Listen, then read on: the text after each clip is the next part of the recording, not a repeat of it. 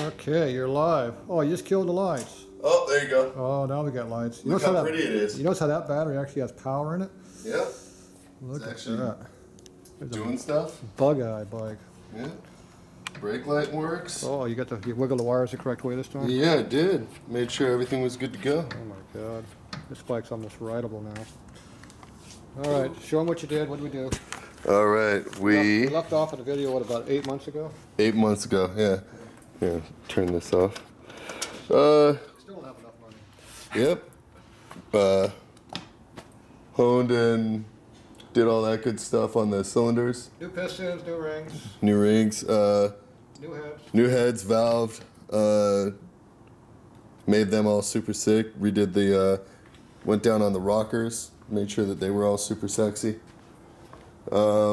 We did the advanced, we did the timing. We fixed the oil pump timing that you had off by about a half a turn. Half turn on this guy right down in there. It makes it smoke real bad. Makes it smoke super bad. And then we put a new bracket on the oil bag. We remounted the oil tank so that the oil lines are on the bottom of the tank, not halfway up. And now that you can see a whole bunch more titties too. And that special black and white seat in the back.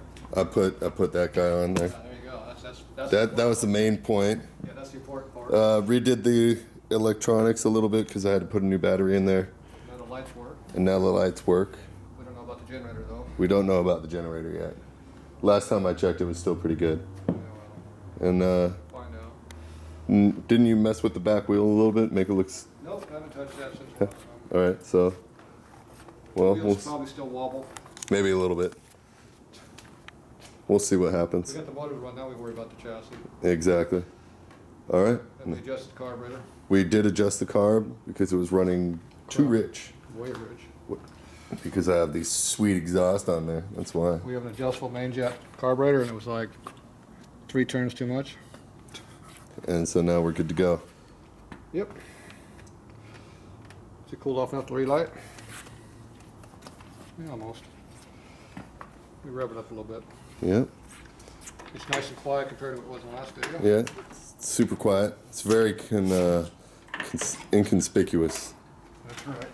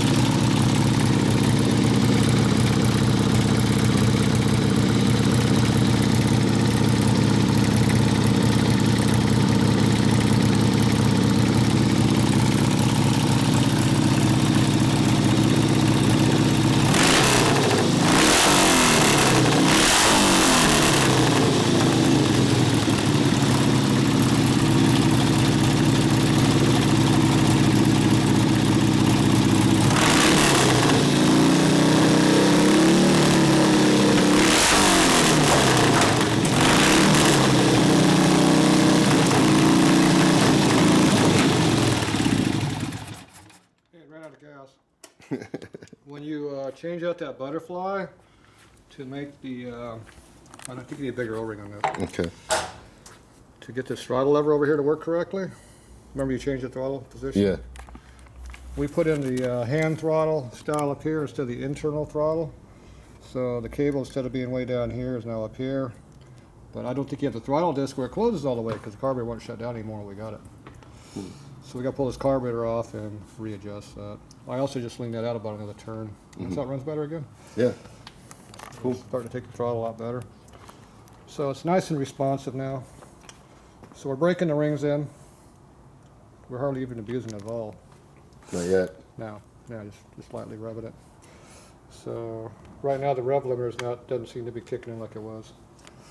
So, all right, so we're gonna do a little carburetor work on this, but that's where we're at right now on this bike. So you can see how a little top end work really makes these things come to life. So now we're not worn out like we were. Okay, we just took the carb off, and I got the throttle screw unadjusted. See, it's not against it.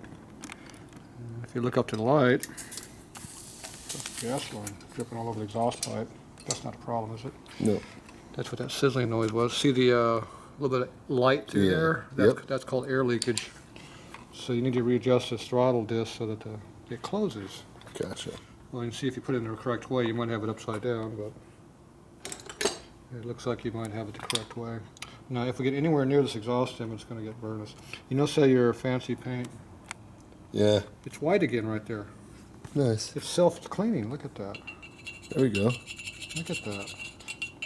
Now, it was never hot like this before because it was running so crappy, it never got above 100 degrees. You might have to get some better white paint. It's the same engine enamel stuff they use. Yeah, well, maybe you should get some exhaust enamel. All right. Okay, now I close the disc and hold it fully shut. See how it's closed now? Yeah. And then we retighten the screws back up while I'm putting tension with my thumb over on the other side. Gotcha. See, I didn't do that. I know you didn't do that.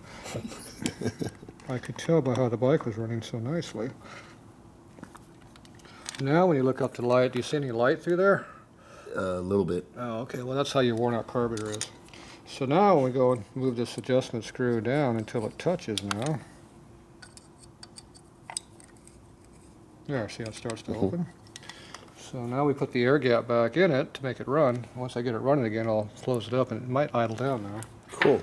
You know, that nice 1800 RPM idle's like my race bike, but you know, this wasn't a race bike, so. Wasn't, but it is now. It just sounds like one, but it isn't. That's just how sportsters sound when they run correctly, kind of. Okay, I'm gonna put a little bit of sealer on here too, and we'll put this on, so shut that off, it's a little hot. Okay, we got the carburetor readjusted. Got the throttle disc so it closes up in there now correctly. I rebent the bracket up here so now when the cable is going straight up inside. So as you work the throttle, it's not eating away on the inside of the hole up under here. So you want the cable just to pull as straight as you can. Come on, light. So he had it all jacked up, the way pointing that way. Alright, so we got it so it's almost square going now, so that's how you want it.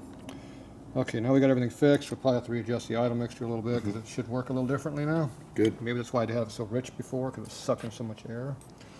So you hold that over there, and we'll go ahead and start it up. We'll readjust this thing. We got gas flow again. I think we have some issues right there. Is that a problem? Nah, duct tape.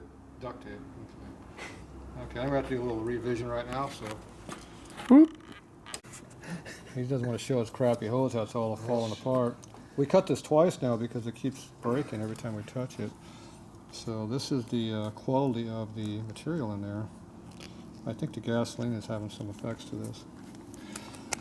Okay, hold on to this. Did you wipe your hands off yet? Throwing cameras at me all the time. Jeez. I can't even see again. Okay, I'm gonna get back to work. It's getting quiet in here. You still got paint to burn off. Now we're gonna be able to tighten this up this time without it blowing out the bottom again. Let's find out. Okay. Third time's the charm, right? Yeah, well, if you keep shorting much more, we won't have anything left to keep gas the motor with. Quit fucking with it. It already split. Already? Yeah. Well, yeah, but we can run it though. No, now we can't run it. See? Look at that custom hose. Is that bad? It's bad hose. Okay. It's old hose. It's definitely some nice stuff. Did you pay extra for that? Nope. Okay, good thing. I know where that goes. It goes right there. Perfect. There you go. Oh yeah, we're gonna break down, put some black hose on this bike. All right.